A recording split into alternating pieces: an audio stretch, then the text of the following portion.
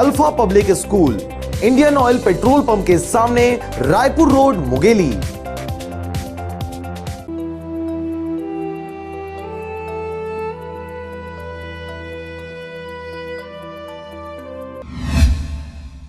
खबर है बिल्हा स्थित सरकारी अस्पताल का, जहां पर इलाज करवाने आए मरीजों से वहां स्थित नर्सों द्वारा 3000 की मांग की जाती है। पैसे नहीं देने पर मरीजों के साथ अभद्र व्यवहार किया जाता है। क्या है पूरा मामला, देखिए इस रिपोर्ट में।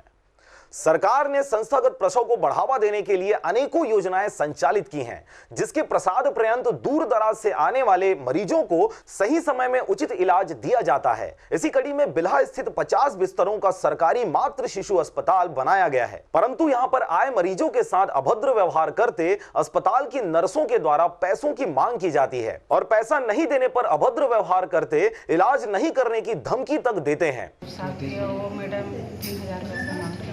3000 पैसा कौन मांग किया है? वो मैडम जो अच्छा, आप कितने दिनों से यहाँ हैं? आज ही सुबह है। खबर की जानकारी होने पर जब हमारे रिपोर्टरों ने खबर की पड़ताल की तो देखा बिल्हा सरकारी अस्पताल में डॉक्टर मौजूद नहीं थे, नर्सों के द्वारा ही इलाज किया जा रहा था। इसके साथ ही अवैध पैसों की मांग किए जाने को लेकर जब हमने नर्सों से सवाल किया तो उन्होंने साफ साफ इनकार कर दिया। तदुपरांत इसकी पूरी जानकारी बीएमओ से लेनी चाहिए तो उन्होंने भी हाथ खड़े कर दिए। बहरहाल बिल्हा स्थित 50 बिस्तरों का मातृ शिशु अस्पताल में अराजकता का माहौल निर्मित है। सभी मरीज नर्सों से प्रताड़ित नजर आ रहे हैं। अब देखने वाली बात होगी खबर के आम होने के बाद जिम्मेदार अस्पताल प्रबंधन कब तक इस ओर ध्यान देते हैं और दोषी नर्सों के खिलाफ कार्रवाई करते पीड़ित मरीजों को इंसाफ दिलाते हैं। बिल्हा से मनहरन बंजारे व राम भारद्वाज के साथ ब्यूरो रिपोर्ट आरजे रमझाजर।